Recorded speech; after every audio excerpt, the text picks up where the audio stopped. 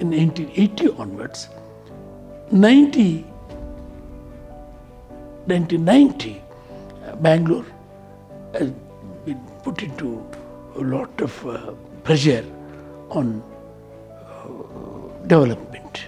Development has been defined in a wrong terminology. So, at least in 15th century, the visionaries were development means the most important vital things are what you call safety nets. Safety nets and safety walls, they were protected. They protected the national park and the green belt of Bangalore. Our idea was to protect the safety walls and safety nets. What is a safety wall? When a rainwater falls, it should impregnate the water. So we have to maintain the dynamic water on the underground. If you don't impregnate that water, if you don't maintain the dynamic quality of a water, that is called dynamic water. So whatever you exploit, open well, it should get recharged. Then came the borewell. The borewell started digging recklessly, exploited. So dynamic water exhausted within span of 5-6 years in Bangalore. Then borewells have gone deeper and deeper, exploited the static water. That was exhausted within another 3-4 years. Then they went up to 800-900,000 feet. Now whatever Bangaloreans are drinking, the borewell water, more than 40% of the water is being supplied from the borewells in all the apartments. That borewell water is a fossil water. Fossil in the sense, it is not yesterday's, it is 1,500-year water. How many of them are aware? Bangalore development, okay. Then in spite of getting Kaveri water. So now you are trying to get into so many other Ethanole, Kaveri, Mekedatu, Linganmukhi. So you are searching water to supply drinking water to the Bangaloreans. The title given is drinking water. So the Bangalore experience is about nearly 1,800 to 1,200 millimeters of rainfall. And that is very well distributed.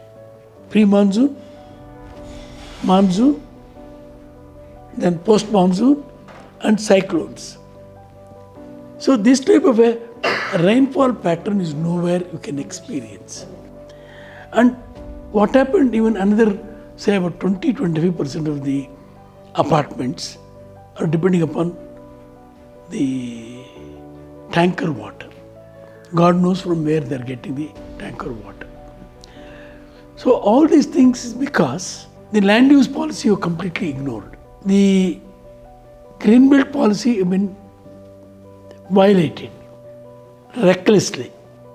And that sort of a denotification of the green belt has fetched a lot of money to the community, to the decision makers. So denotification has become a business. And then the surrounding villages and municipalities have given powers for laying out, for buildings, for business, etc. So all kinds of industries and all kinds of people formed layouts without looking into the consequences. There is no land use policy.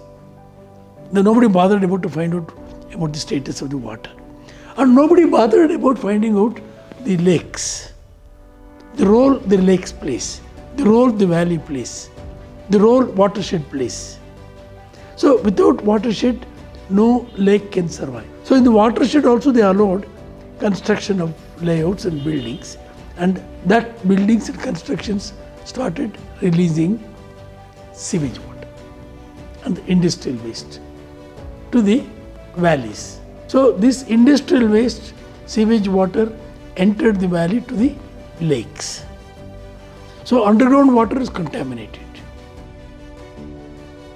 80 to 85% of the wetlands, agricultural lands, horticultural lands, etc., have lost its character and become concrete jungles. And with that, sewage water, with that water supply, with that land use policy gone, and with that, so like that, several aberrations have taken place. Several aberrations of understanding.